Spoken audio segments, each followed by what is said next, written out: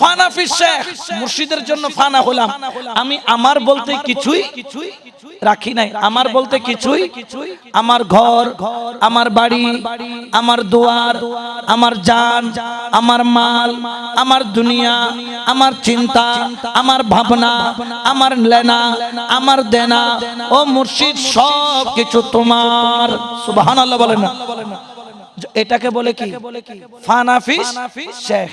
এখন আপনার কাছে জানতে চাই, যখন কোন ব্যক্তি রাসূলের মুর্শিদের প্রেমে ফানা হয়, তার আর কিছু আর বাকি থাকে?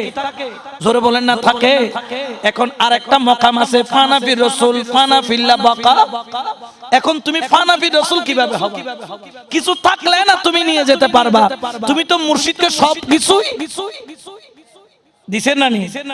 মুর্শিদকে কি দিয়ে দিয়েছে? সব কিছু দিয়ে দিয়েছে। মুর্শিদ আমার বলতে কিছুই। এখন ফানাফির রাসূল কেমনে হবে? কি নিয়ে যাবে?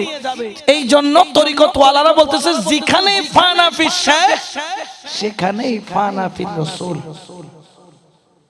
কারণ তোমার মুর্শিদের ভিতর দিয়ে তুমি রাসূলের নূরের ঝলক দেখবা। তোমার মুর্শিদের ভিতর দিয়ে তুমি লামকানের খোদার নূরের ঝলক দেখবা।